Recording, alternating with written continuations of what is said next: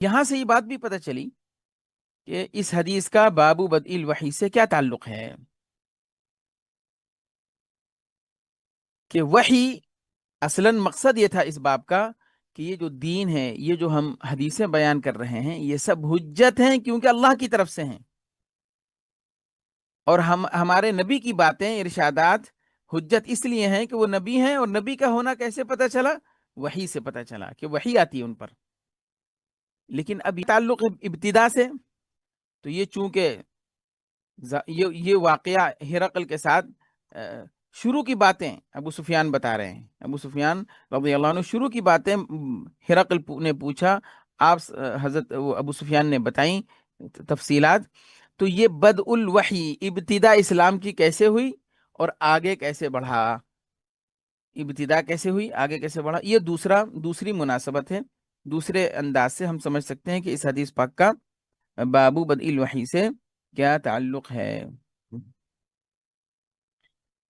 یہ دو مناسبتیں سامنے آئیں۔ اب آگے یہ ہرقل کیا کہتا ہے؟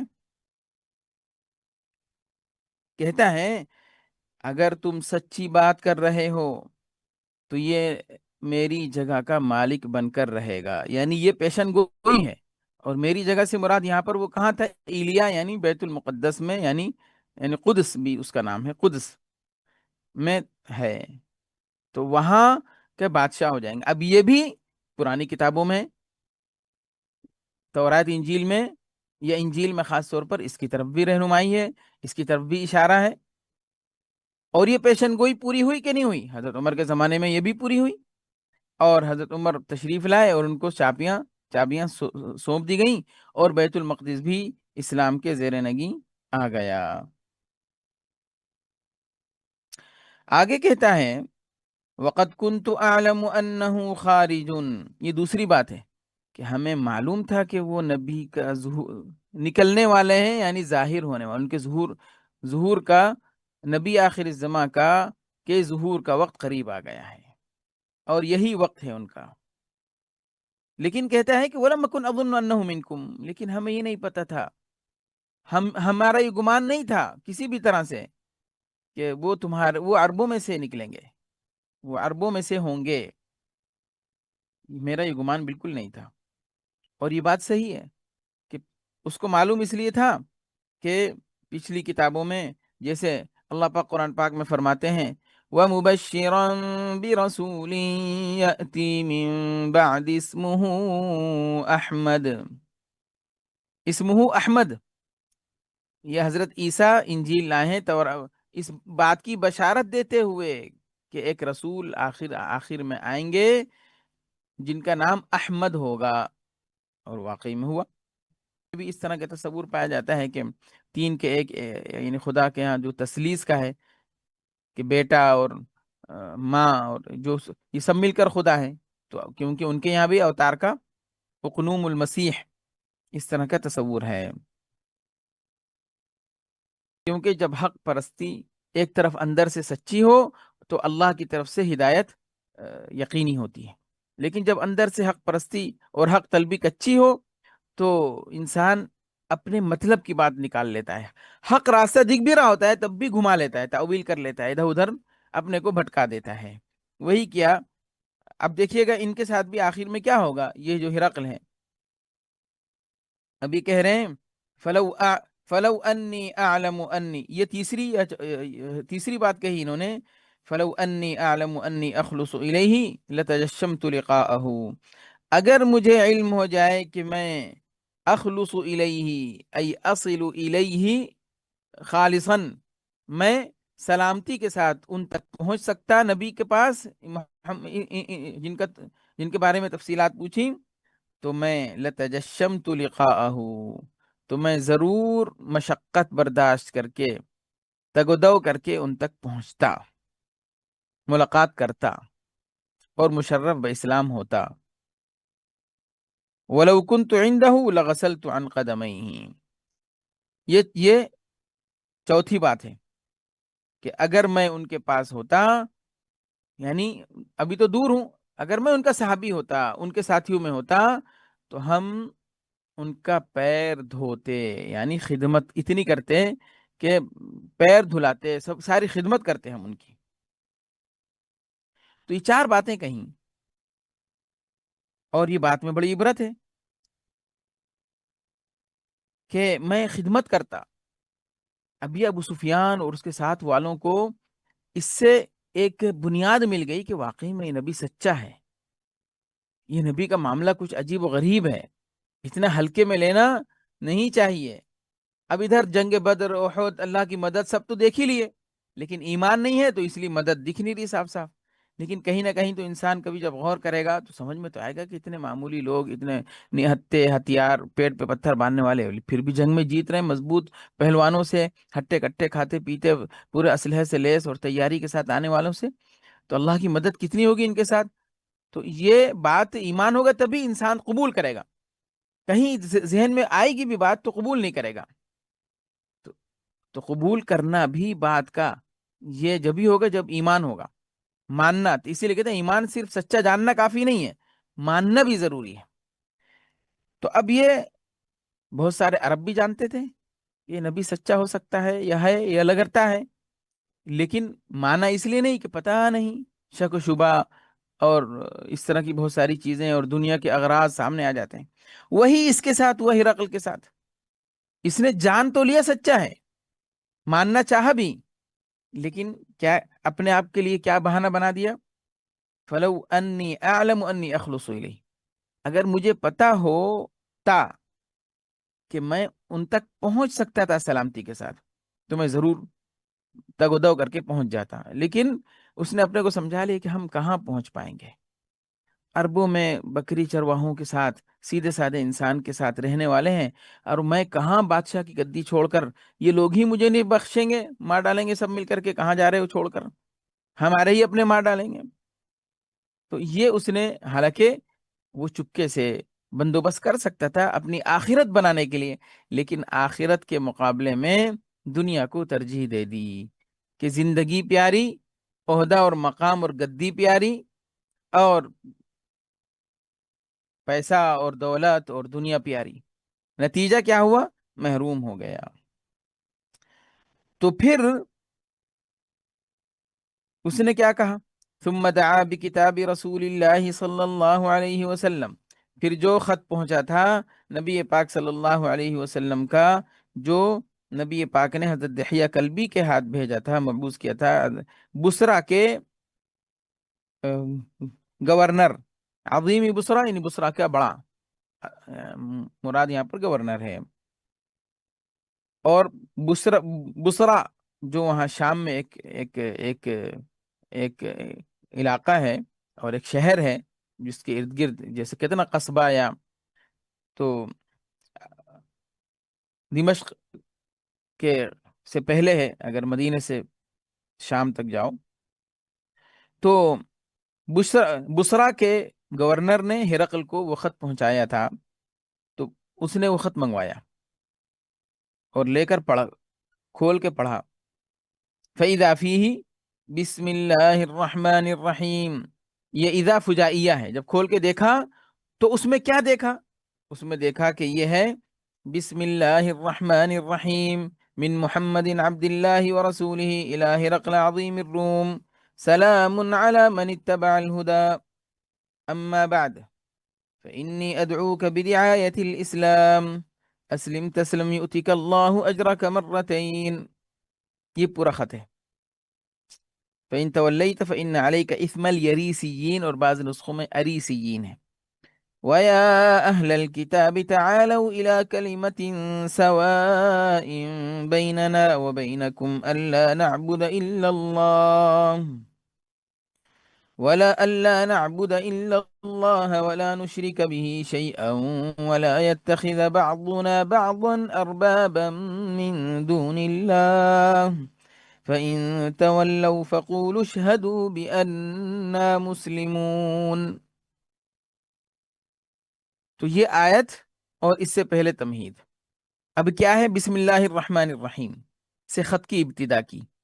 امام بخاری نے بھی اپنی کتاب کی ابتدا کس سے کی؟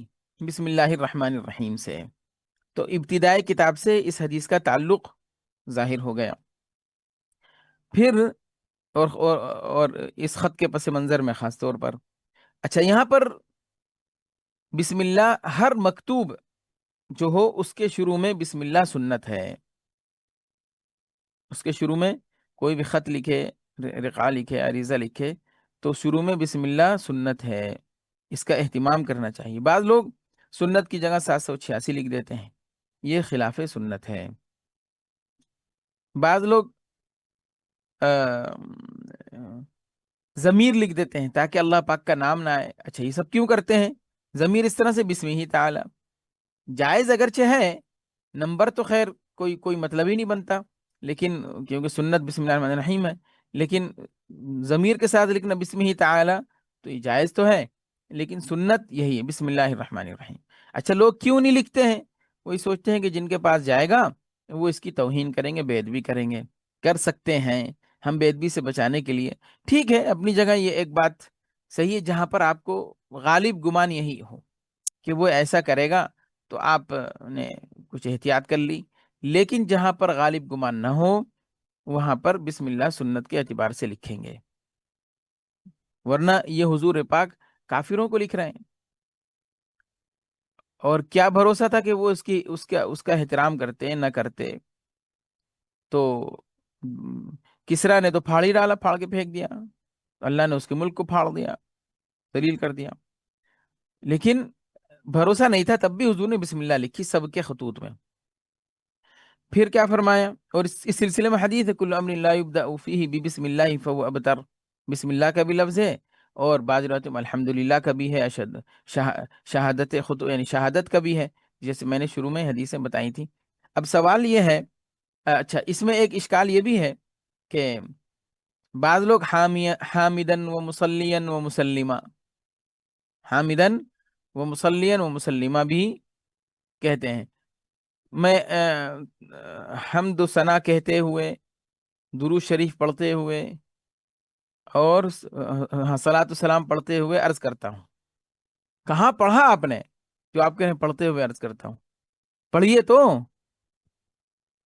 اسی طرح بعض لوگ کہتے ہیں الحمد لأہلہ والصلاۃ لأہلہا، یہ بھی سب سنت نہیں ہے. یہ الحمد لأہلہ ضمیر آپ نے استعمال کر لی، کس کی طرف جا رہی ضمیر؟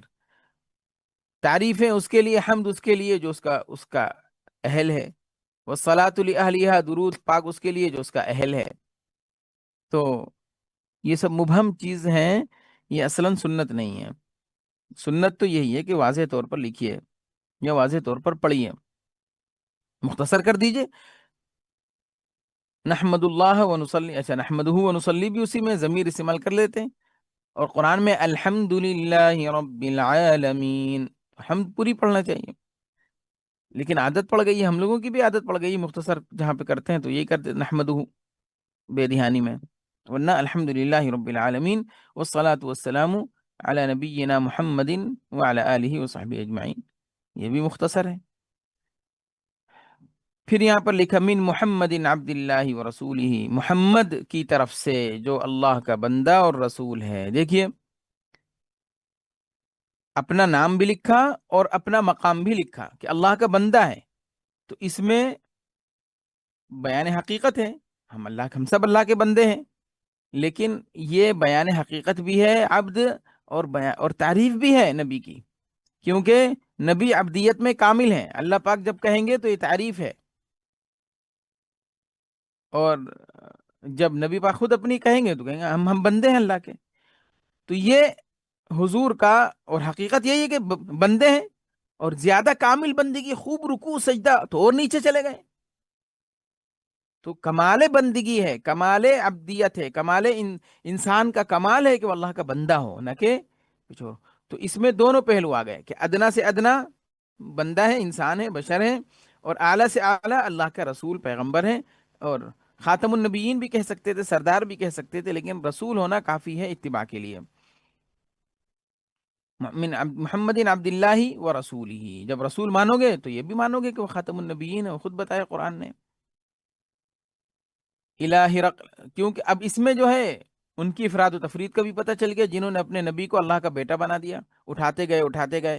یا مسلمانوں میں بعض نے نبی کو خدا کا اوتار بنا دیا. جو محمد تھے، جو خدا تھے عرش پر، ہاں، جو جو جل جو جو عرش پر تھے خدا ہو کر، وہ اتر گئے مدینے میں نبی ہو کر. تو اس طرح کی شرکیہ صاف صاف باتیں جو لوگ کرتے ہیں، ان کے لیے ان سب میں بڑا سبق ہے. اس سے زیادہ بڑا سبق تو اب انسان کا مسئلہ وہی ہے کہ وہ تعویل کر لیتا ہے اپنی بات کو منانے کے لیے، اللہ رسول کی بات کی تعویل کر کے گھما دیتا ہے بات کو. تو یہ بھی ایک طرح سے تحریف ہے، انکار ہے اللہ رسول کی بات کا. جیسے اس نے بھی کیا، ہرقل نے بھی گھما دی بات کو گھما دیا. تو محمد صلی اللہ علیہ وسلم کا یہ خط جب پہنچا تو یہ خط میں یہی تھا، الہ ہرقل عظیم الروم، ہرقل کی طرف جو روم کا بادشاہ ہے، عظیم ہے، بڑا ہے. اب سوال یہ ہے کہ اللہ کے رسول صلی اللہ علیہ وسلم، ایک تو بات اس سے پتہ چلی کہ اپنا نام بھیجنے والا اپنا نام پہلے لکھ سکتا ہے. اب یہ اعلیٰ سبیل استحباب ہے، اللہ کے رسول کا تو مقام ہے، اس لیے اللہ کے رسول کو کا تو نام پہلے ہی لکھنا چاہیے. لیکن اگر اور کوئی ہے تو وہ پہلے بھی لکھ سکتا ہے بھیجنے والا اپنا نام، اور بعد میں بھی لکھ سکتا ہے. عام طور پر صحابہ سے اس طرح کی باتیں جو منقول ہیں، ان کے مکاتیب، تو بہت ساروں نے جن کو بھیجا ان کا نام پہلے لکھا، کیونکہ وہ بادشاہ تھے یا خلیفہ تھے یا بڑے تھے. تو اس وجہ سے، اور محمد صلی اللہ علیہ وسلم بڑا کوئی ہے ہی نہیں، تو ان کو تو اپنا نام پہلے ہی لکھنا چاہیے. لیکن اگر کوئی بڑا ہے اور مسلمانوں میں کوئی مسلمان کو خط لکھنا چاہ رہا ہے، تو صحابہ میں عمومی طور پر ان کا نام پہلے ملے گا. الی امیر المؤمنین عمر ابن عبد العزیز، یا عمر بن الخطاب، یا علی بن ابی طالب رضی اللہ عنہ من فلان. تو اس میں تھوڑا سا احترام بعض لوگوں کو ظاہری طور پر لگتا ہے، لیکن ضروری نہیں کہ ہم یہی پیٹرن اپنائیں. اپنا نام بھی پہلے لکھ سکتے ہیں، جیسے یہاں پر ہے من محمد الہ ہرقل. اور جس کو بھیجیں اپنا بھی تعارف کرا دیں. خالی نام لکھنے سے تعارف نہیں ہوتا. عبد اللہ و رسول ہی، تعارف ہو گیا پورا جامع. مختصر لفظوں میں جامع تعارف بھی کرائیں، اور جس کو بھیجیں اس کا بھی مقام کا لحاظ رکھے. الہ ہرقل نہیں کہا، یا الہ ہرقل الکافر نہیں کہا، اچھے لقب سے یاد کیا تاکہ دل کھل جائے. مدعو کو دعوت دینا ہے اچھے انداز سے، بالحکمہ ادعو الی سبیل ربک بالحکمہ. تو کہا عظیم الروم، روم کا بڑا عظیم، یعنی عظمت والا. اور مراد یہاں پر وہی ان کا بڑا ذمہ دار جو ہے. لیکن اللہ کے رسول کو، وہ اللہ تعالیٰ کو یہ پسند نہیں کہ ہم شہنشاہ کا لفظ استعمال کریں. اور یہ رائج تھا، ایرانیوں میں بہت زیادہ غلو تھا الفاظ میں. تو اللہ کے رسول نے شہنشاہ، ان اخنع اسم عند اللہ ملک الاملاک، سب سے زیادہ ناپسندیدہ اور جو لفظ ہے، جو نام ہے، ملک الاملاک ہے، یعنی شاہنشاہ. تو یہ سب شہنشاہ، کیونکہ اصل ملک تو لمن الملک اليوم للہ الواحد القہار، تو اصل مالک تو بادشاہ تو اللہ ہے. اس وجہ سے اللہ کے رسول نے بادشاہ نے لکھا یہاں پر. اسی پر اکتفا کرتے ہیں انشاءاللہ، باقی آئندہ. والسلام علیکم ورحمۃ اللہ.